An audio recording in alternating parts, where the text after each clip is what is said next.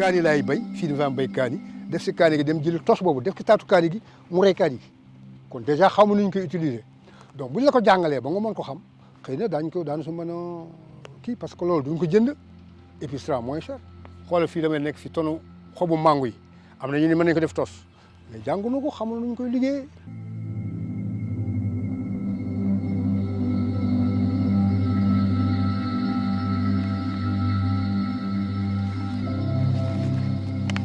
ci wàllu tamaate bi bu si njëkk mooy am problème ndox bi changement climatique bi ndax tàngoor bi day teel a ñëw te su teel a ñëw gàncax bi day am problème danañu am presque 4 mois jëm 5 dañu am 3 récoltes wala 2 récoltes mais léegi boo xoolee presque benn récolte bi sax moo gën a wóor.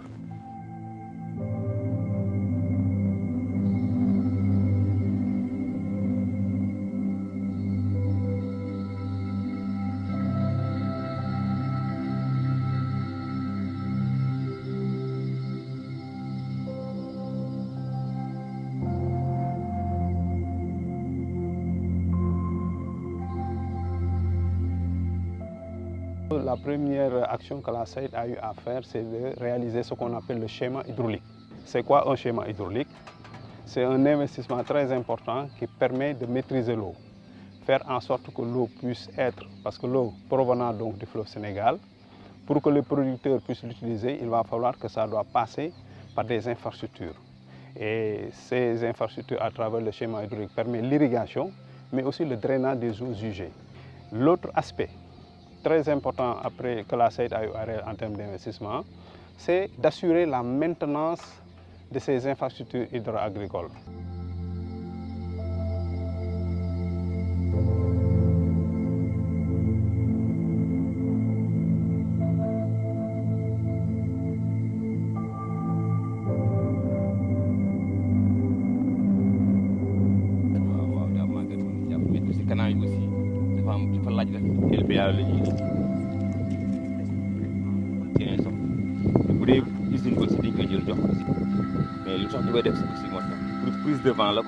Les principes qui ont guidé ce stage collectif, c'est surtout le fait d'éviter de réhabiliter comme ça se faisait, de repenser le système dans sa globalité, de le considérer comme un ensemble et surtout de co-construire les solutions avec les usagers.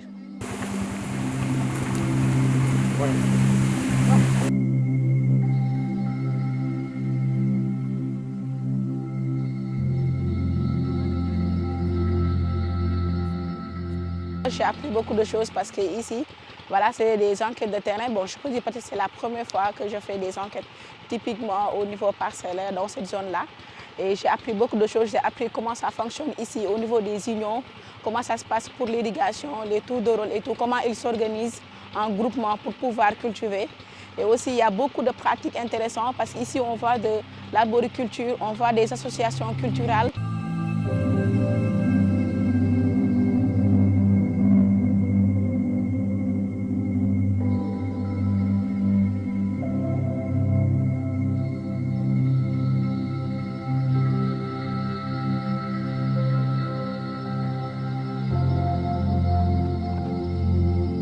L'enjeu, c'est de permettre à ces ingénieurs de toucher l'agroécologie afin de pouvoir diversifier les cultures, de mieux atteindre la souveraineté alimentaire, de veiller à la santé des terres et de l'eau et de permettre aux cultivateurs d'avoir des économies, des revenus à partir donc de l'agriculture irriguée. Nous sommes à la 3e phase du COSTEA, qui est une phase assez importante qui vise un peu à mettre en œuvre l'action structurante du COSTEA, surtout en termes de réingénierie agroécologique des systèmes irrigués collectifs. Et c'est dans ce sillage effectivement que ces réflexions, cette production de connaissances qui est véritablement attendue, la SAED pourrait effectivement profiter de cette opportunité pour pouvoir véritablement mettre en œuvre donc, les propositions, valoriser aussi tout ce travail pour pouvoir améliorer évidemment son mode opératoire, surtout dans le domaine de l'ingénierie.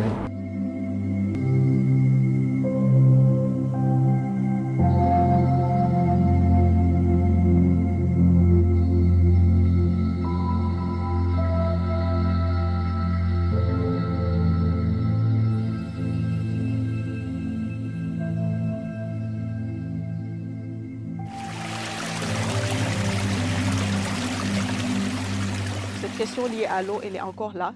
Et peu importe la zone agroécologique du Sénégal, mais elle est persistante dans la zone de la vallée.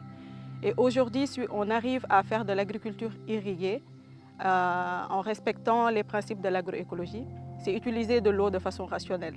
Et cela permet en même temps de réduire les coûts de pompage auxquels les producteurs sont tout le temps confrontés, à mieux gérer l'eau dans les exploitations et à assurer en même temps une production agricole de façon stable et tout au long de l'année. Pour arriver à une souveraineté alimentaire dans un pays comme le Sénégal, faire face au changement climatique, nous avons besoin que les systèmes irrigués intègrent ces pratiques agroécologiques. Et ce passage à l'échelle est possible que si les politiques publiques agricoles accompagnent les différents acteurs. Le contexte actuel est particulièrement favorable à la prise en compte de ces enjeux-là dans les politiques publiques agricoles, d'autant que l'État du Sénégal a décidé d'accompagner ces acteurs-là et a fait le choix de bâtir une stratégie nationale d'agroécologie.